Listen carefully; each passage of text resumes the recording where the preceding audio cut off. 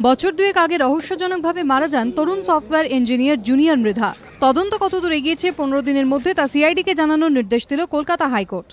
বরানগর থানা থেকে 2011 সালের 12 জুলাই রাতে জুনিয়রের বাড়িতে ফোন যায়। জানানো হয় বেলঘরিয়া এক্সপ্রেসওয়ে সিসিআর ব্রিজে পাওয়া গিয়েছে জুনিয়রের দেহ। উদ্ধার করা হয়েছে তাঁর বাইকটিও।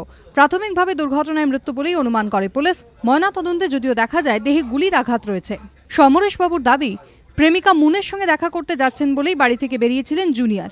পরে জানা যায় মুন বলে নিজের মিথ্যে পরিচয় দিয়ে 2008 সালে জুনিয়রের সঙ্গে ফেসবুকে সম্পর্ক তৈরি করেছিলেন এক নামী ফুটবল কর্তার পুত্রবধূ। 2009 থেকে মৃধাদের বাড়িতে নিয়মিত যাতায়াত শুরু করেন তিনি। ছেলের রহস্য মৃত্যুর পর সমরেশবাবু অভিযোগ করেন এর পিছনে মুনের হাত রয়েছে। এমন গুরুতর অভিযোগের জেরে জুনিয়র হত্যার তদন্তের ভার নেয় সিআইডি। তদন্ত বেশ কিছুদিন চলার পর সমরেশবাবু আইজিসিআইডিকে একটি চিঠি লেখেন। দাবি করেন তদন্তকারী অফিসারদের সঙ্গে কথা বলে তিনি জানতে পেরেছেন পারিবারিক সম্মান রক্ষার জন্যই জুনিয়রকে হত্যা করিয়েছেন ওই প্রভাবশালী ফুটবল কর্তা। ঘটনার পর প্রায় 17 মাস কেটে গেলেও কাউকে গ্রেফতার করেনি সিআইডি, পেশ করেনি চার্জশিটও। সিআইডিতে আস্থা হারিয়ে সিবিআই তদন্ত চেয়ে কলকাতা হাইকোর্টের দ্বারস্থ হয়েছেন সমরেশবাবু।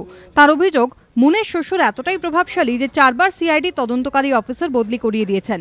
বুধবার বিচারপতি দীপঙ্কর দত্তর এজলাসে এই মামলার শুনানি হয়।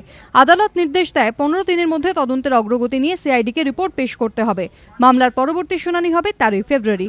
ধ্রুবজ্যোতি প্রামাণিকের রিপোর্ট, এবিপি আনন্দ।